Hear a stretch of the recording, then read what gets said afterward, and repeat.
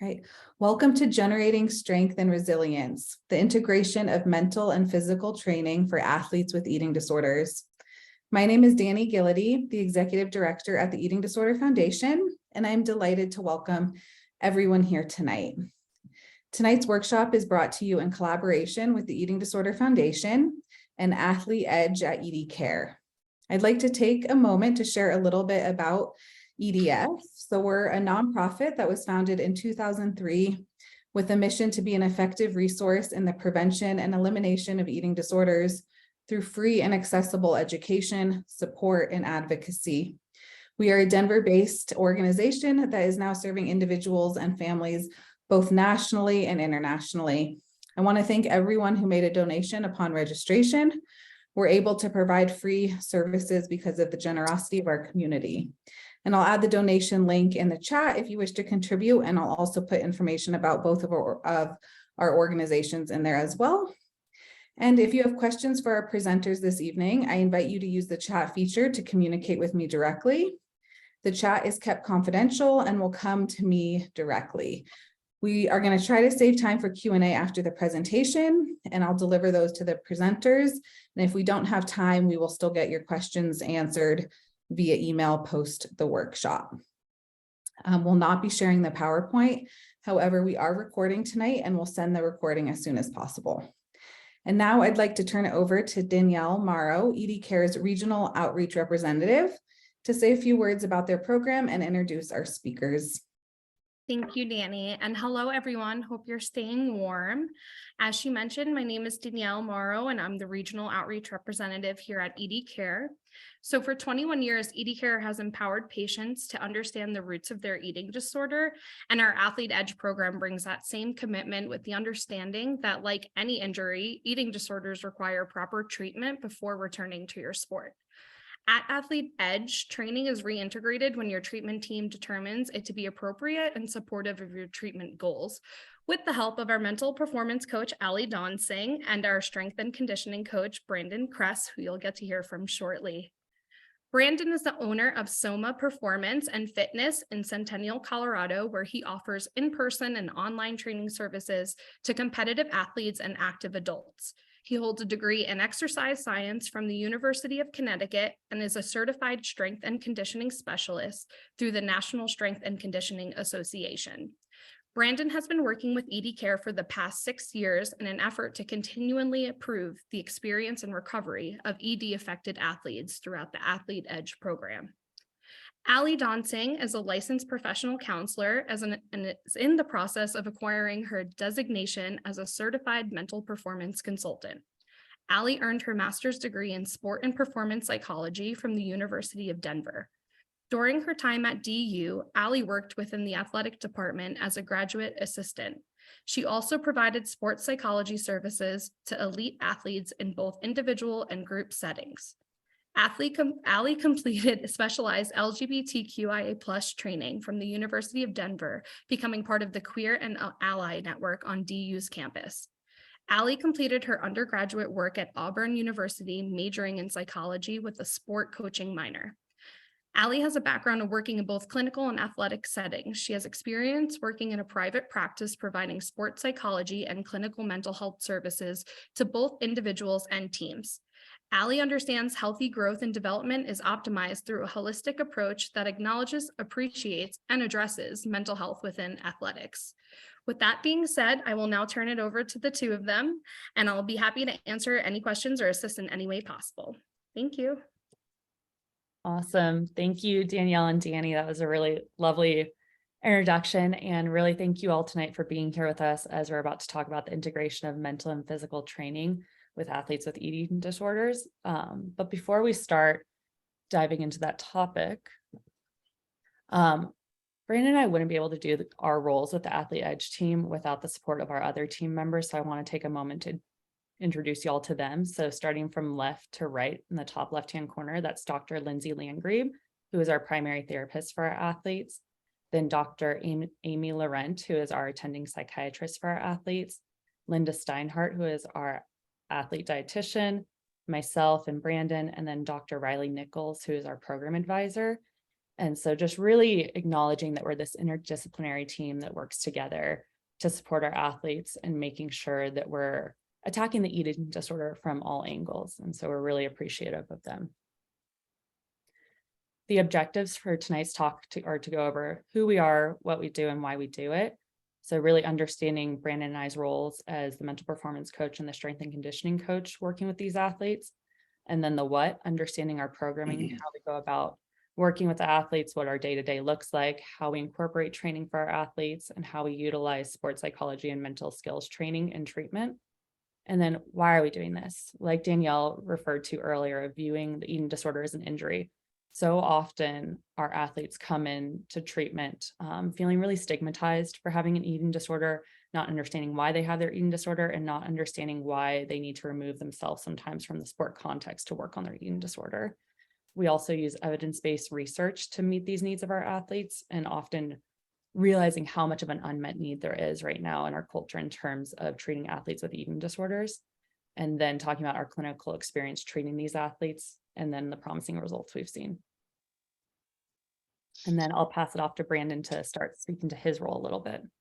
Yeah, thank you, Allie, and thank you, Danny and Danielle. Allie's absolutely right. I mean, the whole team is so essential to making this thing work the way that it does. And, one of the things I thought about, even just as you were talking kind of in the intro there, Allie, was about Linda's presentation that she did back in October. If you haven't seen that yet, I'm sure that link is still available.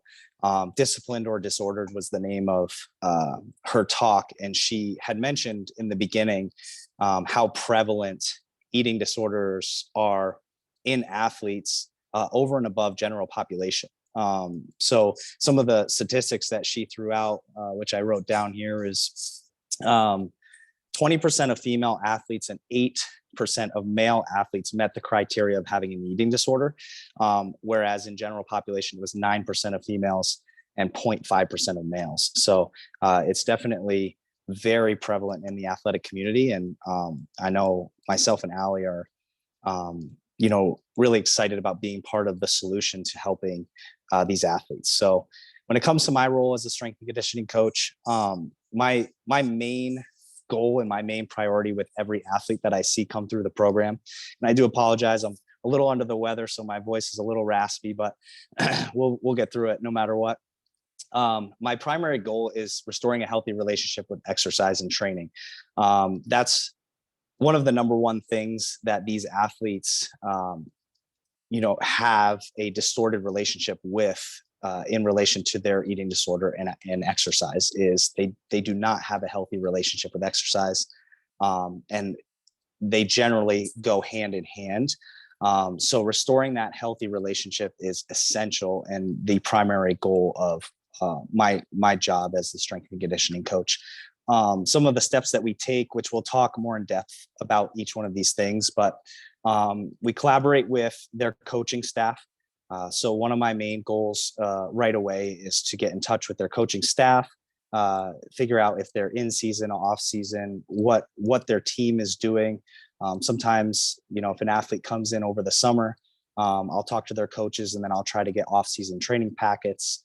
And part of that, which I'll talk about as well, is in line with trying to keep them as closely in line with what they would be doing with respect to their progress in their recovery, which again, we'll talk more about that as well. Increasing the athlete's mind and body connection is huge. We'll talk a little bit about RPE. We'll talk a lot of bit about RPE today and what that stands for and how we utilize that to develop an intrinsic relationship with effort and understanding what sort of effort the athlete is giving at any given time in any given training situation. I skipped building a comprehensive training program. That's something that we'll talk about as well. But that's something that I do as a strength and conditioning coach. And then we track progress and progression as well. We keep everything documented in a training software that I use so that we can kind of track their progress, see where they were, see where they're going, see how they're progressing throughout their recovery.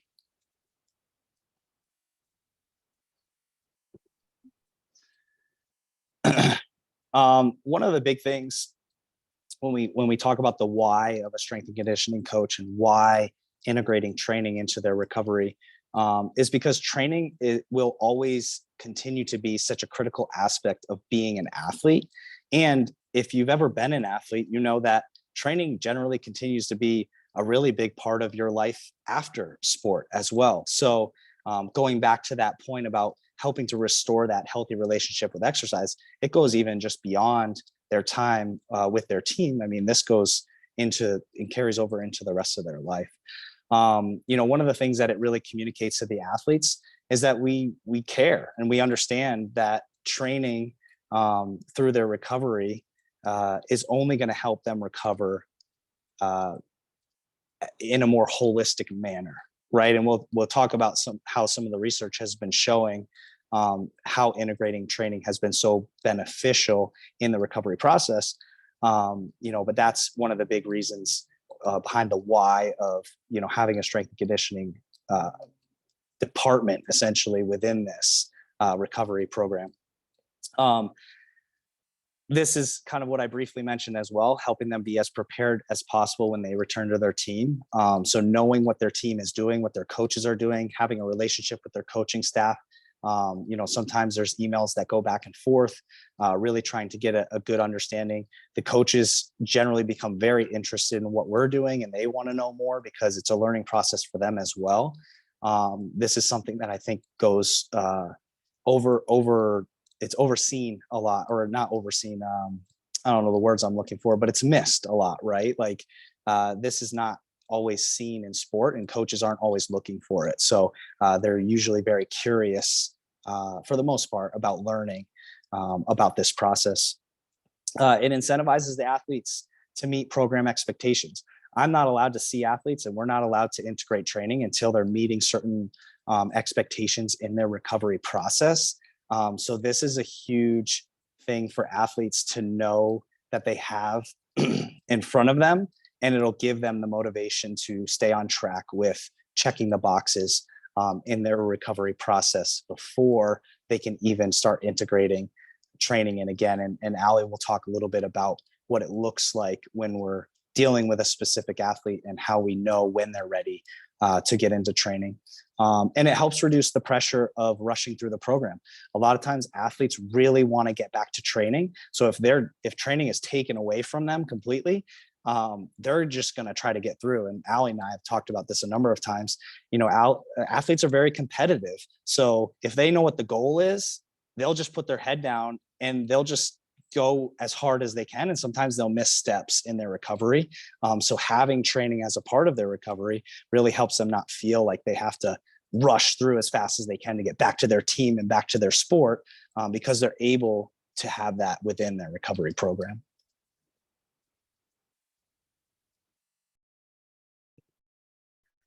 Yeah. And then speaking to my role as the mental performance coach, my main duties in that role are providing sports psychology sessions, individual sessions to these athletes.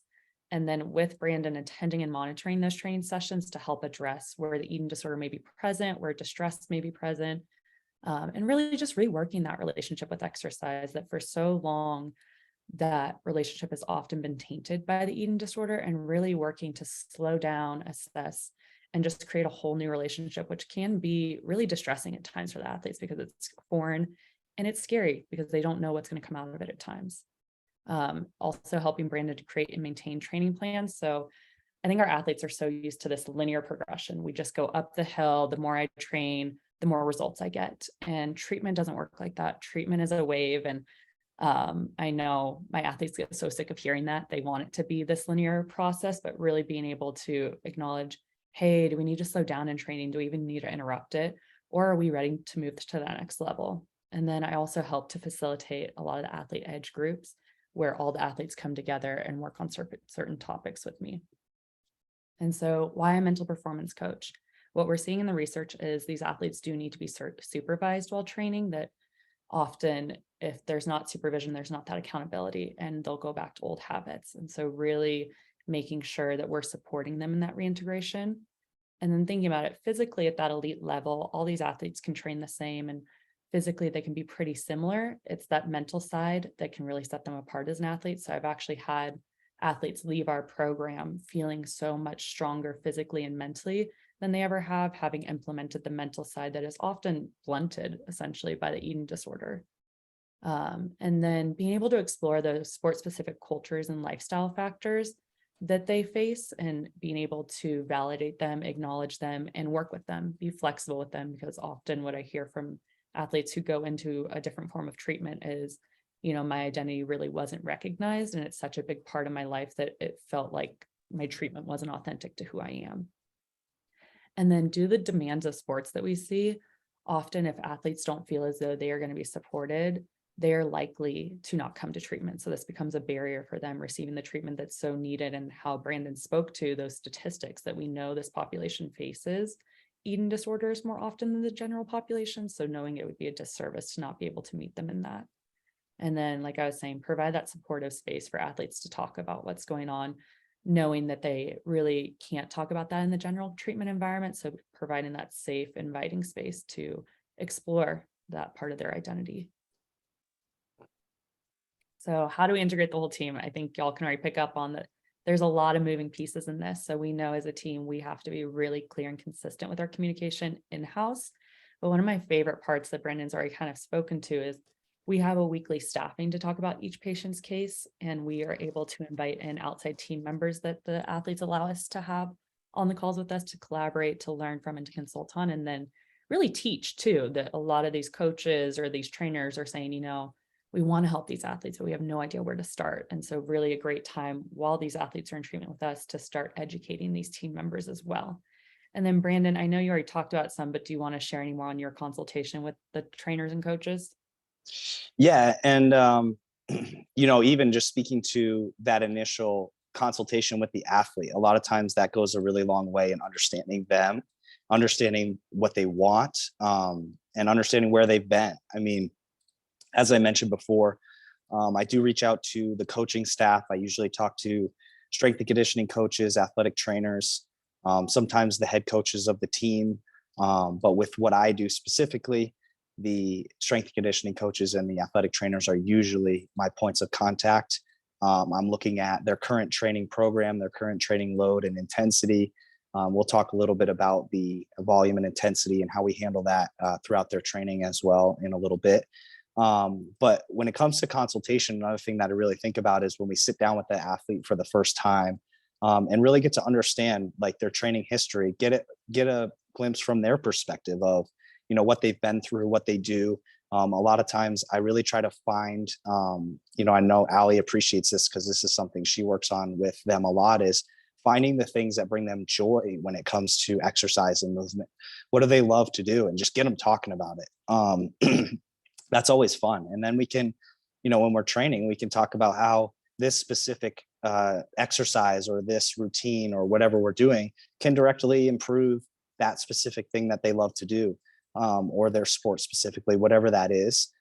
So we sit down, we talk about goals, we talk about, what's in front of them and what they have the opportunity to take advantage of. And Allie will attest to this. I always reiterate, you got to check the boxes and program. Like, you see what we can do. We can start training as soon as you're ready, but it's very important that you take the mental health side very seriously, and the recovery side, and whatever markers that need to be met, those need to be met, and they usually, once they see that, that's like kind of that dangling that carrot, and they start to take things very seriously. And it's really cool to work through that whole consultation process and get a good picture of the athlete as a whole, from their perspective and then from their team as well. And this isn't an all comprehensive list of the signs we see with eating disorders in sport, but I listed the ones we see most often when the athletes are coming into us, or even when a coach or trainer calls us and says, hey, I think something's going on, but I'm not quite sure. And they're listing off these signs and symptoms that they're seeing. So over-exercising, perfectionism and rigidity, which we'll actually go into depth more later on today. Chronic injuries, training when injured, isolation. So often I'll hear these athletes speaking to, I just feel like I have to separate myself from others. I didn't go to that dinner with my teammates tonight. Instead, I went and trained more, or I was fearful of eating with them, so I ate alone. the negative impacts on physical and psychological performance, burnout, issues with concentration. We really see this with our student athletes. So at that collegiate level, they're trying to be both that high level athlete and a student, and they're just taxed. That mood instability, increased conflict, and then obviously the medical complications as well. I won't go too in depth on this, but we just wanted to speak on the measurements we're using to measure the relationship with exercise. So right now we're using the ART scale to do so, which is helping us understand our athletes' unhealthy training behaviors and beliefs. And we've actually been using it because we really believe in adding to the field in terms of research. And so we actually published a study back in 2021, and we're hoping to replicate that study in this upcoming year as we gather more data, and then just looking at other measures we're talking about as a team as implementing to help with that research side. And then at that bottom part, that physiological testing, which Brandon will talk about a little bit later on. And so another tool I love to use with my athletes, and it makes me so happy when I get emails from them after they've left and they said, hey, I'm still using these things, are their training cards and check-in sheets. So what I do before our athletes start integrating into movement or training is help them create this training card, which essentially the first part are these boxes that we have to go through of, anything that would be getting in the way or would just indicate that today for training is not appropriate. So maybe that would be, they're not meeting their meal plan, they've been training or exercising outside of their training plan, there's some safety concerns, or really maybe just not even getting enough rest, that it was just a hard day the day before and they didn't get enough sleep. And really being able to incorporate that flexibility, because like we said earlier, that rigidity is so common in this population. So really trying to slow down and making sure that they are prioritizing themselves over the training. And then next on the training check-in card would be their intention for that training. So the productive intention going in, which really helps them slow down and be mindful going into training, because we know these athletes, after years of training and such a heavy schedule, sometimes it becomes monotonous and they just do it because they have to do it. And that really becomes a vehicle for the eating disorder to come in. And so being able to interrupt that and become very mindful of why are we even doing this? And really it's hard for these athletes at first when they're reintegrating, because maybe it doesn't feel or look the same as the training they were doing prior to coming to treatment with us. And often we'll see the athletes get frustrated or sad or disappointed and maybe not hitting the same numbers, same times, not feeling the same. And the intentions are a really great way to come back to that present moment and say, hey, what was the intention of today? Because if they're getting upset that they're not hitting their PRs, I'll say, was hitting a PR the intention of the day? And most often it's not. It's things like enjoying the training, being connected during training, feeling connected to their bodies, which often gets numbed out during the eating disorder. And then putting anything else on the card that would be helpful for them, whether that be mantras or mental skills that we work on, and just having that card with them at all times to feel like they have that extra support, especially when they leave our training with us and do it on their own or back with their teams, to have that extra support. And then we also ask that the athletes fill out a check-in sheet after, which really helps them to reflect on how did training go today, what came up for me, and knowing that the eating disorder will pop up there. And so being able to recognize that and name it, and then think about, okay, how can I ask for support? And how can I prepare for next time to address that further and keep just challenging it, because we know it's not going to disappear overnight. And then, of course, it helps us as the treatment team to track progress. So how is the eating disorder considered when it comes to integrating training? The first part I really want to speak to, and Brandon already started to highlight this, was having to slow them down. Our athletes have typically such a fast track mindset, and it makes sense given the culture they're in, of how can I gain, performance or enhancement the quickest way possible. And often with that rigidity and perfection, just trying to be as productive as possible, and knowing that that is just such a feeder for the eating disorder. And so really learning how to slow down and in vivo in the moment, even interrupt training, which can be so foreign to them that they're not used to saying, hey, let's actually step away for a second or take a moment to breathe, that they're just used to go, go, go. Also thinking about the quantity and quality. So when we speak to quality, it's the attitudes, the motivation for engaging in training, and the emotions that are present at training. And the research that's being done on this topic using the integration of measures to measure what's going on in that space. And then we know with our athletes, the behaviors can be more challenging to assess in comparison to non-athletes. So really being thoughtful that often in the athletic culture, doing that extra rep or running that extra mile is praised. And yet we really have to be thoughtful in being curious with our athletes of, hey, what was the intention of that? And what I talk to my athletes about is the pendulum of, going a little over sometimes as they're used to, or a lot over, and really being able to create that, I can go under sometimes, like, if I have something else going on that day, another commitment, I may cut my workout a few minutes earlier. I'm really not feeling great today, so I'm going to go let my body rest. And knowing that we can fall in that middle area instead of having to be so far on the pendulum when it comes to overachieving. And acknowledging the double-edged sword. So I think y'all are starting to pick up on some themes like perfectionism, commitment, consistency. And those are really wonderful traits about our athletes. And I think that's what's gotten them so far in their sport. And the double-edged nature of it is that the eating disorder can take advantage of those. And so really recognizing one of those good athlete traits been taken advantage of and in the hands of an eating disorder really harms them more than it's helped them. And so our goal is to create and build adaptive exercise and sport attitudes and behaviors for these athletes in that space.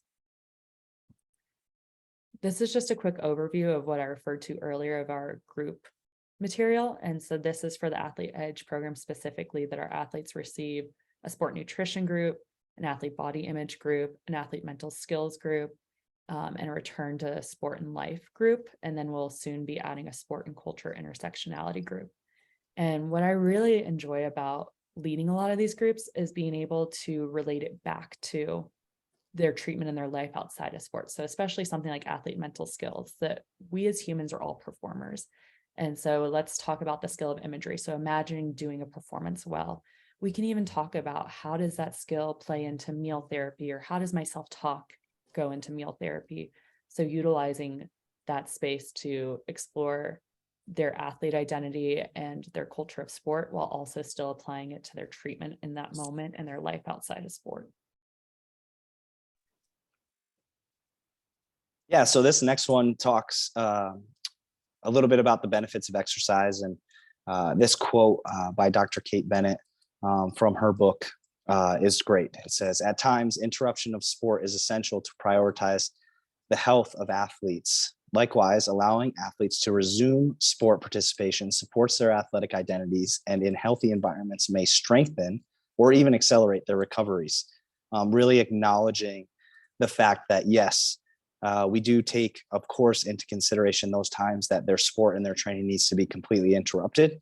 But we also acknowledge that once we can start to, in a safe way, reintegrate movement and exercise and training, we know that that's only going to benefit them in their recovery. So when it comes to benefits of exercise, there's a large list, but I pulled out some that are, I think, the most prevalent and important when it comes to recovering from an eating disorder specifically, which is the mental health side, anxiety, depression, and negative mood. It reduces those things, which we know can be very high when you're dealing with a mental health disorder, when you're in a new environment and you feel this stigma around you, as Allie was mentioning, and you feel different than the rest, and then that can weigh heavily on your mind. So, the outside of training as an athlete, just the benefits of exercise alone, can help in those situations. Improve self-esteem and cognitive function. One of the things that Allie told me very early on when we started working together, which I've only noticed to be more true and more true with every athlete that I've met, is they're extremely intelligent. They're very smart people.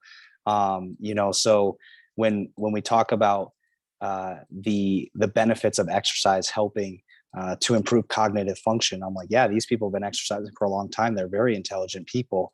But now we need to help them improve that in a way that allows them to see the difference between what is my eating disorder telling me to do and what is actually beneficial for me when it comes to training and exercise. And then when we talk about physical benefits, bone density and muscular strength. Bone density is a big one. Malnourished athlete can more commonly have bone density issues. This is something that we look closely at and we always take into consideration. Stress fractures are a dime a dozen when it comes to this. So, that is something where once we can start to reintegrate training and exercise, we know that we can start to help rebuild them in a healthy way, as long as they're meeting their nutritional requirements and that exercise is being met with proper nutrition. Injury prevention, this is just basic strength conditioning principle, right? If we can stress tendons and ligaments in safe and effective ways, we can help to prevent future injuries down the road. And then, of course, improving their performance is something that they desire, something that we desire as well. And in the right situations and with the right athletes in terms of meeting certain requirements, we can really start to push them by the end of their program here with us. And we'll talk a little bit more about that once we get to the intensity and volume and program descriptions. So going into some of the research, we know there's a growing body of research for the fundamental shift and understanding the relationship between eating disorders and movement and exercise. And the background I'll give on this is, for a long time within the eating disorder field, often the idea was that you could not and should not implement movement with these individuals. And now we're just starting to see the research grow in terms of, yes, it is tricky and it's a very fine line and you have to be very aware, and it really does need to be monitored very closely. And we know, especially with these athletes, that it can be so harmful that often athletes who have gone to treatment prior to coming to Edge will tell me, I did this really great treatment stay somewhere. I felt like I was really working on my recovery. I was feeling pretty good going out into the world, but they didn't acknowledge my athletic identity. They didn't acknowledge my relationship with movement and exercise. And so as soon as I left, I didn't know what to do with that. And it was just such a slippery slope for relapse. And we see that in the research, that the exercise behaviors are some of the first to arise and some of the last to go. And it's just such a disservice in my eyes to not acknowledge that relationship, just like we would with any other behavior that they're struggling with. And then really, just like Brandon already mentioned, the neurocognitive benefits. And I really don't like putting a lot of words on a slide, but this quote was just too great to not include. But really, what we've seen, and we've seen the shift of the part that I highlighted there, speaking to the perspective is guided, however, by the belief that the primary purpose for patients exercising would be weight loss. It fails to distinguish between supervised, structured physical activity versus unsupervised high-level exercise, which undoubtedly compromises weight gain. And so that really is the difference here, is that we are trying to create a meaningful, mindful, intentional, connected relationship with exercise, not a one that is working to numb out or punish or just overcompensate for struggles. And then on here, really similar stuff, and just recognizing. Go ahead, Brandon. Sorry, yeah, I got caught listening. Yeah, when it comes to the research, again, a lot of words here, but more and more we're seeing and finding that incorporating the exercise into their treatment plans is only benefiting them more and more in their recovery.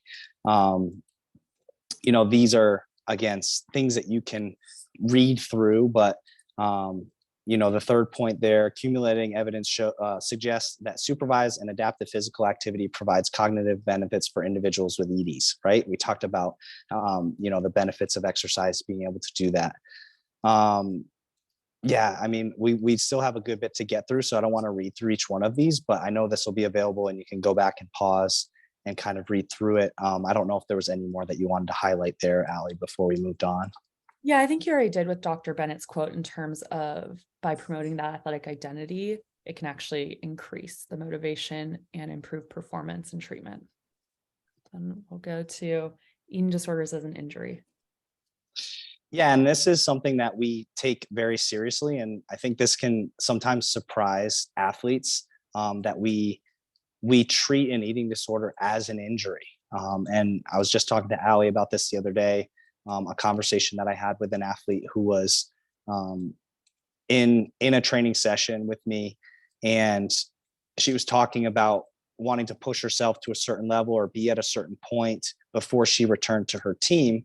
And I asked her if she felt like that would be a reasonable expectation if she was coming back from a knee injury or some other physical injury. And she was like, well, yeah, probably not. I'm like, well, this is an injury as well. We need to treat it as such, and we need to treat it in a way that progresses you properly so that you can go back as healthy as possible and then meet all of your training expectations at the appropriate time, instead of feeling like you need to take leaps and bounds to get back before you're ready, right? So we know that that can be very difficult for athletes, but in the same breath, we know that if we treat it in that way, which is what it is, I mean, it is an injury, we can help them understand how important it is for them to take the time needed to recover from that before returning to their team.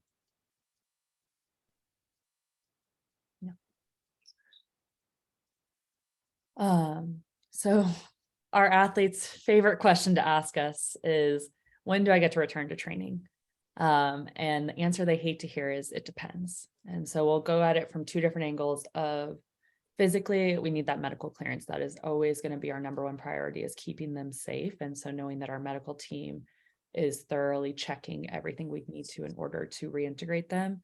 And then psychologically can be a little bit more nuanced in terms of looking for that willingness to explore those thoughts, urges, and behaviors, honesty with us and themselves. That often when you first meet an athlete, you think, oh, they're not being honest with me.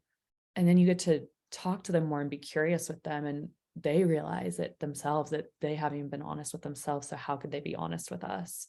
And that willingness to slow down. So like I said, these athletes are often on this fast track mindset.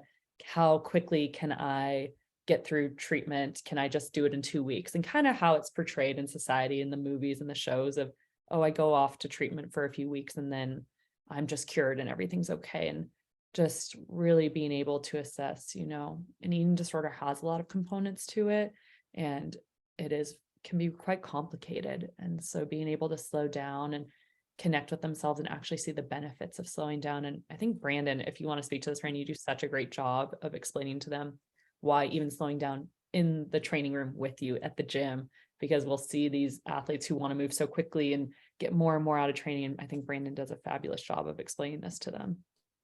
Yeah, I think, one of the big things that we talk about is recovery between sessions, right? That's something that is very common for athletes to hear is, I need to be able to recover from what I did in order to gain the adaptation that I was trying to obtain, right? But to Allie's point, it's not always mentioned in terms of in between exercises or in between sets. And there's a physiological demand there that requires a certain level of recovery to really optimize that training environment, that training situation, that specific exercise, or just that session in general. So being able to talk to them and help them understand that goes a long way.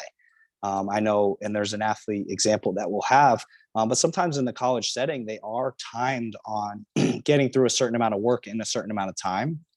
And instead of saying, I'm going to take as much possible rest as I can within this time frame, I'll just go as fast as I can. If there's time left over at the end, then I can rest then, or something, where it's not meant to be that way. There's meant to be integrated rest in between. So helping athletes understand that does go a long way. Yeah. Also, this is a talk on its own, but the body image work, that we see really high levels of distress in terms of body image.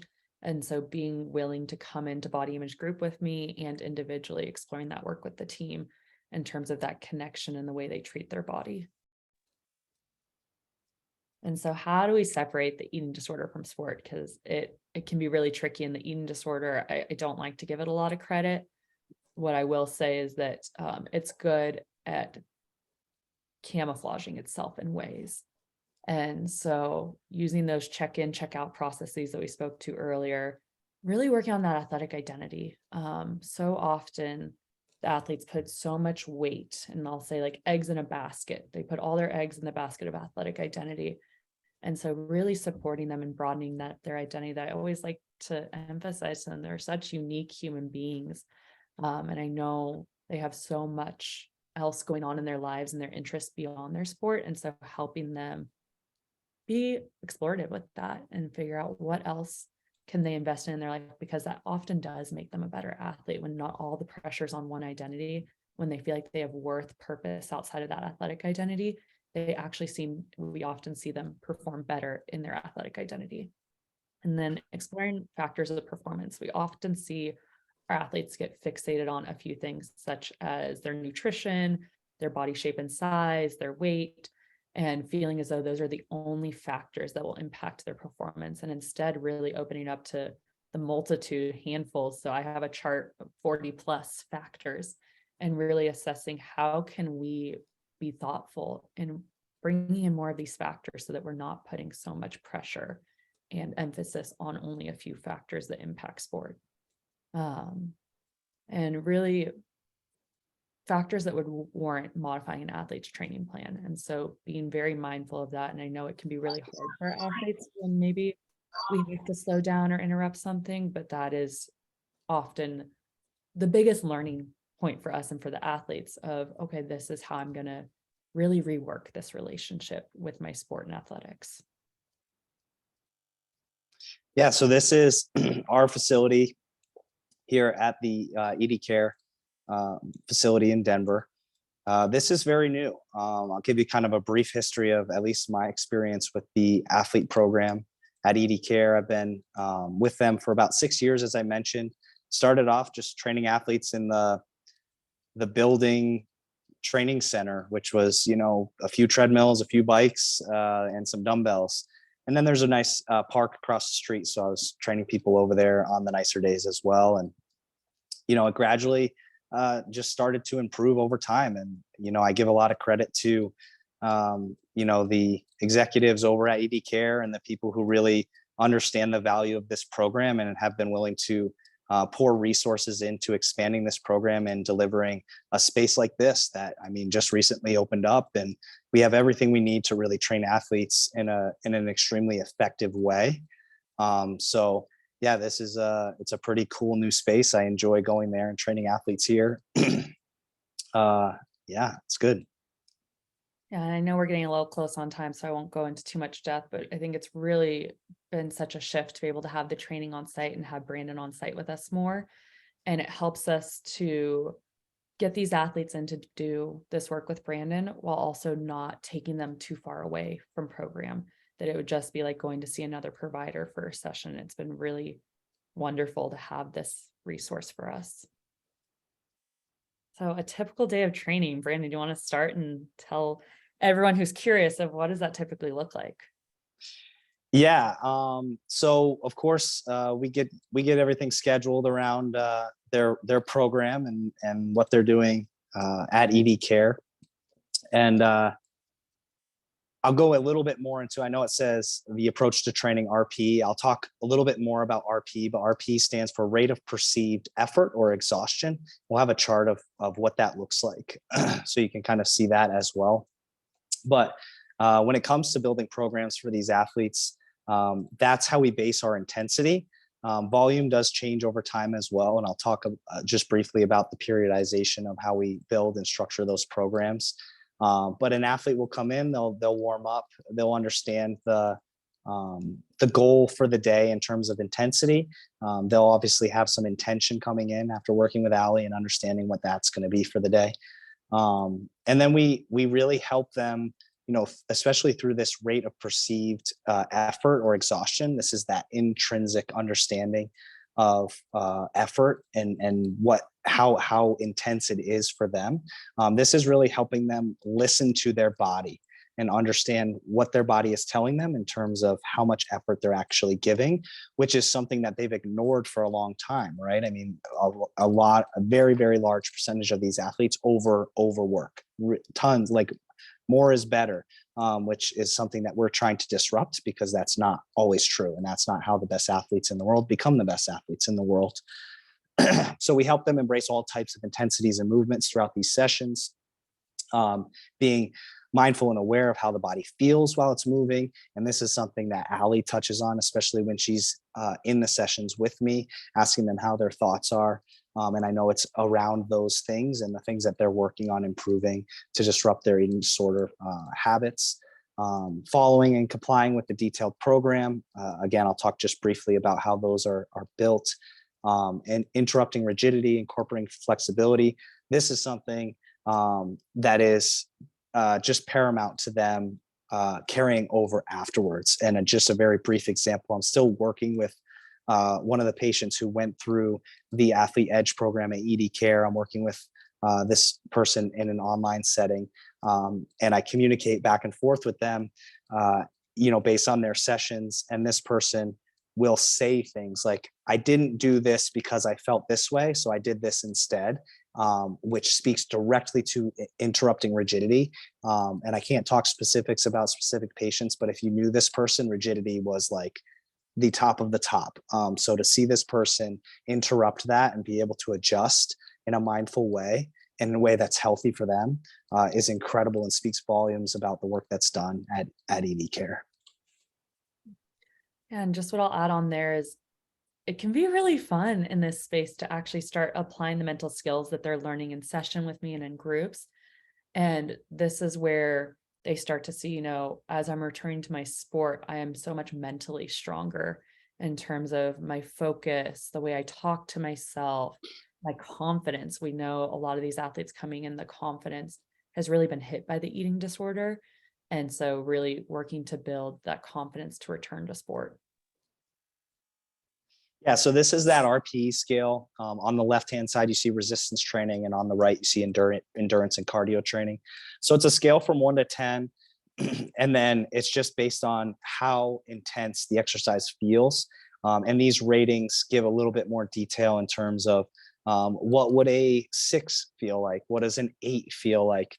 And I explain these things to the athletes, and then I help them understand that sometimes their feeling about that is actually a little bit off. I'll watch them do the exercise and I can kind of get a pretty good understanding of where they fit on the scale. And then I'll ask them where they think they were. And then I'll help them work through understanding that, I would say most times, definitely the majority of times, athletes will describe something at a much lower RPE than it actually is presenting and that I'm actually seeing. Because again, they don't want to admit that it's too hard. They want to push harder. So we usually start the athletes at about a 5 on the RPE scale, which is extremely difficult for them to pull back their intensity that much. But then we progress as possible. I mean, we've gotten athletes all the way up into the 9 area on intensity, which is extremely beneficial for them because then Allie's really able to dive into how they respond mentally at those very high efforts. And they know that when they go back to their team, they're going to be pushing into those very, very high exhaustion ratings. So yeah, this is the RPE scale that we use.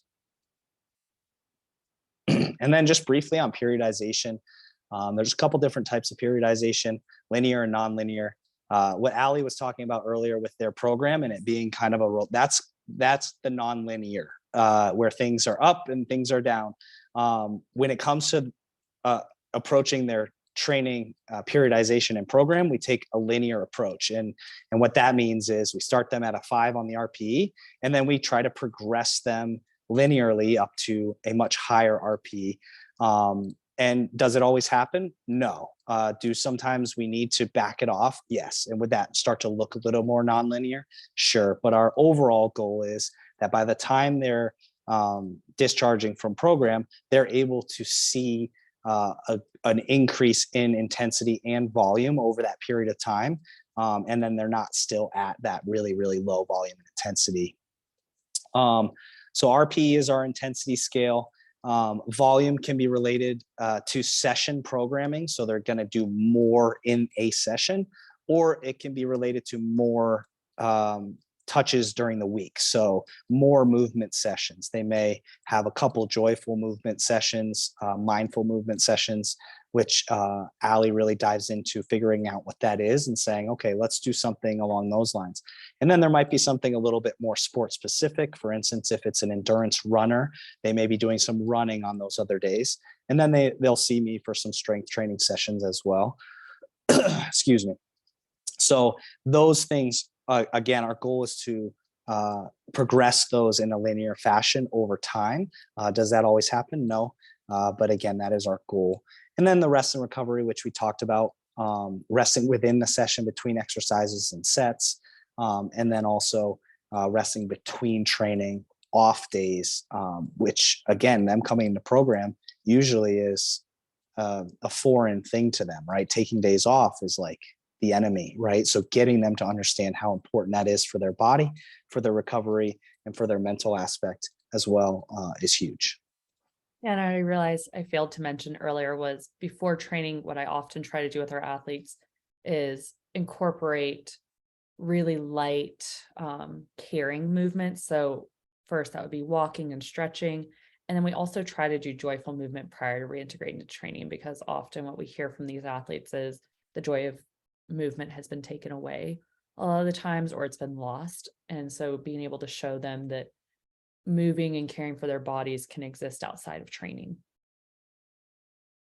And then I won't go into too much detail, and knowing that there's so many terms that we refer to in the research when it comes to exercise and maladaptive exercise behaviors. But the ones that we really focus on so often is that excessive exercise. So seeing, are these athletes training outside their training plans, all of that. Compulsive, so an intense drive to manage distress through movement. And we know treatment and eating disorders bring up a lot of uncomfortable emotions. And so often we'll hear our athletes speak to how they'll use exercise to either numb out or escape those emotions, and really trying to find a way where we can allow emotions to exist in a safe and healthy space to process while also still engaging in training. And then compensatory is a really big one that we'll see with our athletes. So it reflects the use of exercise to manage the effects of nutritional intake on weight, shape, and it's a form of purging. And so what I'll so often hear from our athletes is, I have to exercise X amount to be able to eat this amount, and really trying to separate that thought process of we as humans need food, and it is just a basic need, and no one is more deserving or less deserving. That I really try to take out of that word of deserving, that we just need food, and figuring out how can we engage in training and then off days and not change our relationship with food based on that. I really love this chart here. It's by Dr. Kate Bennett. It came out of her book. It's a great one to use with our athletes of assessing, are they engaging more in maladaptive exercise behaviors, or are they pursuing athletic excellence? And y'all can read through this chart a little bit to see differences in there. But what I'll also add is, this is a way for me to challenge perfectionism with our athletes. So often we see that quality in them. And what I always describe perfectionism to them is, it's a bad salesman, and it's like chasing for the pot at the end of the rainbow that's not there. That we will never truly achieve perfectionism because it's not really true. There's a fallacy around that in our culture of trying to be perfect. And I think when my athletes hear me challenge perfectionism, at first they're like, oh no, Allie wants me to fail. Allie wants me to be lazy for the rest of my life. And I really, really have to slow them down and say, that is so far from the truth of what I'm trying to do. What I'm actually trying to do is help them achieve their goals, help them achieve excellence. And perfectionism actually gets in the way of doing so. And so often we'll hear the stories of how perfectionism makes our athletes feel miserable, lose their confidence, and just never feel like enough, even if they are achieving. And so I think this chart, and then applying athletic excellence versus perfectionism, is a really great way to attack some of these thoughts and behaviors with our athletes. And then challenge versus threat mindset. I love working out of this mindset with our athletes of, I always describe it as, if you were betting on two teams playing, would you bet on the team that's playing not to lose or the team that's playing to win? And often we see the characteristics of harm avoidance in our athletes. And so they're typically coming in this threat state of, how can I do everything for something to not go wrong, or for me to not fail, or for me to not embarrass myself. And instead switching their approaches to that challenge state of that confident, what am I going to do to support myself to perform today? And this is even outside of training. This is within the treatment setting as well.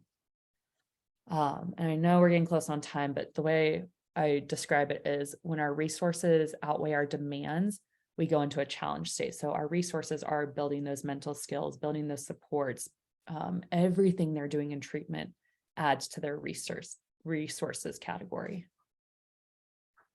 I don't know if we'll have enough time right now to do this one, but if y'all want to go back, you can look at a case study that we did with one of our athletes.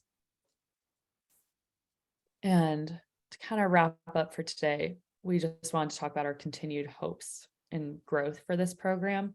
And so how I spoke to earlier, that we want to really support research in this field, knowing that there's so much need. And so finding ways to support research within our own program and support others. And then also really facilitating more trainings and talks with athletic staff in terms of training them on eating disorders in sports, signs and symptoms to look for, and then resources needed when they're noticing that with their athletes.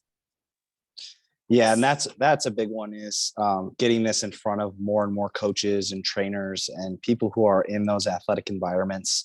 That's a big goal of this program, is to just bring more awareness. Another thing, especially from my end, with the strength and conditioning side, is we do want to start to have more data points, more tangible data around how an athlete comes in and performs, for a certain demand, and then we can track their improvement on that throughout their recovery program. One of the things that we're just trying to be sensitive to, of course, is that aspect of perfectionism and that aspect of coming in and being tested right away, which can be very difficult. So finding ways to develop systems that can allow us to track their physical improvements as well, is something that we're looking to continue to grow within this program.